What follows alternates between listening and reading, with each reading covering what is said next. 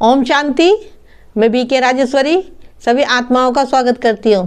आज मैं आप सबको बताऊंगी कि कभी भी दूसरों की वजह से अपने मन को परेशान मत करो, क्योंकि अक्सर हम ये करते हैं कि हम दूसरों की बातों से, दूसरों की वजह से हम अपने मन को परेशान करते हैं और फिर हम परेशान होते हैं। देखिए हम क्या करते हैं, हम दूसरों का घर मकान देखते हैं, हम दूसरों का रुपया पैसा देखते हैं, हम उनके गाड़ी मोटर देखते हैं, हम ये सब चीज़ देखते हैं कि इंसान कैसा है, उनके कपड़े लत्ते, उनका रहन सहन, हम ये चीज़ उनके अपने मन में सोचते रहते हैं।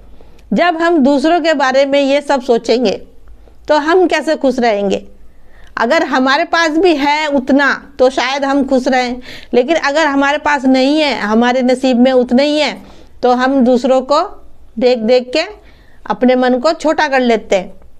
लेकिन वो उसके भाग्य का है जो उसको मिल रखा है, जो आपके भाग्य का है आपको मिल रखा है। किसी के बारे में अगर कुछ सोच रखनी हैगी तो अच्छी सोच रखनी हैगी, क्योंकि हम दूसरों के बारे में ज़्यादा सोचते हैं और वो भी व्यर्थ सोचते हैं।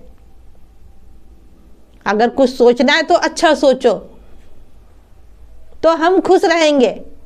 लेकिन उसके लिए उसके प्रति हमारे मन में ईर्ष्या रहती है और हम अपनी तुलना दूसरों से करने लगते हैं। देखिए कभी भी मन के अंदर किसी भी बात को लेके, किसी भी चीज़ को लेके आपके मन में कोई ईर्ष्या आ रही हो तो आपको ये बात याद रखनी है कि सब आत्माएं हैंगी, सबको अपने कर्मों के अनुसार सब कुछ मिल रखा है। देखिए रुपया पैसा घर मकान जो भी कुछ है सब अपने कर्मों के अनुसार मिल रखा है।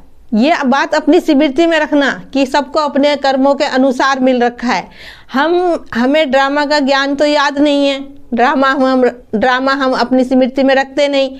हम शरीर रखते हैं, रिश्तेदार रखते हैं और इंसान देखते हैं, तो फिर हम ये सब चीज़ें हमारे मन के अंदर आती हैगी। इसीलिए कहती हूँ कि आत्मा का पाठ पक्का करो।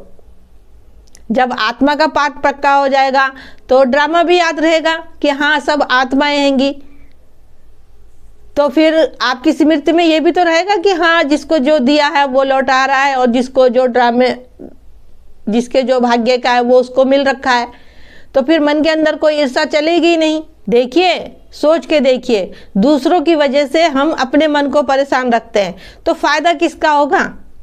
आपका फायदा तो कुछ भी नहीं होने का। वही है कि व्यर्थ सोचोगे और मन को परेशान रखोगे, और जब मन परेशान होगा तो आप कैसे खुश रहोगे? क्योंकि दूसरों के बारे में ज़्यादा सोच रहे हो।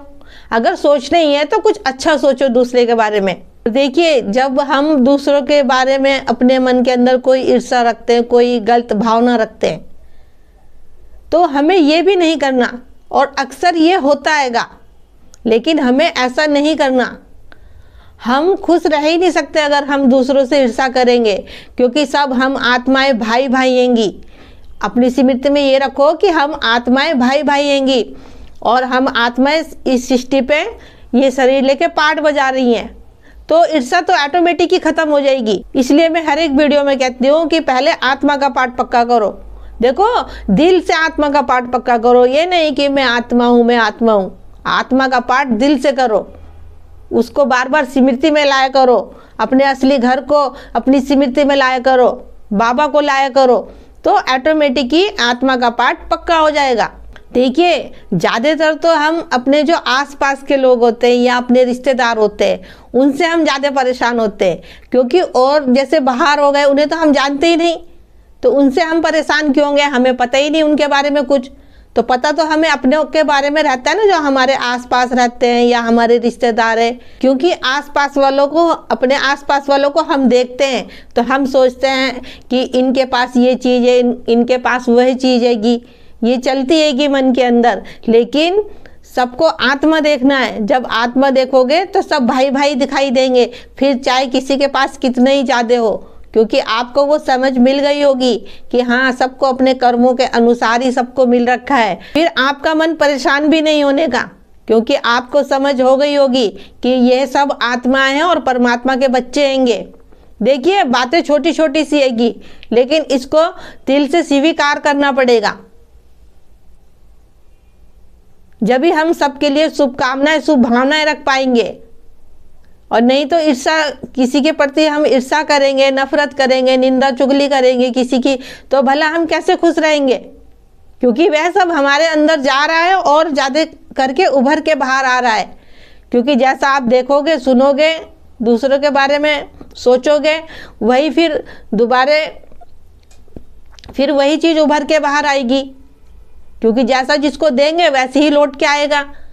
क्योंकि सारा खेल तो शब्दों का ही है ना। तो इसीलिए कहते हो कि सबके लिए शुभकामनाएं, शुभ भावनाएं रखो, अच्छे विचार रखो। तो मेरा आज की वीडियो बनाने का यही उद्देश्य है। दूसरों की वजह से खुद के मन को परेशान मत करो। तो ठीक है, फिर चलती हूँ, कल फिर मिलूंगी कोई नई वीडियो के साथ। जब तक के लिए ओम शांति, ओम शांति।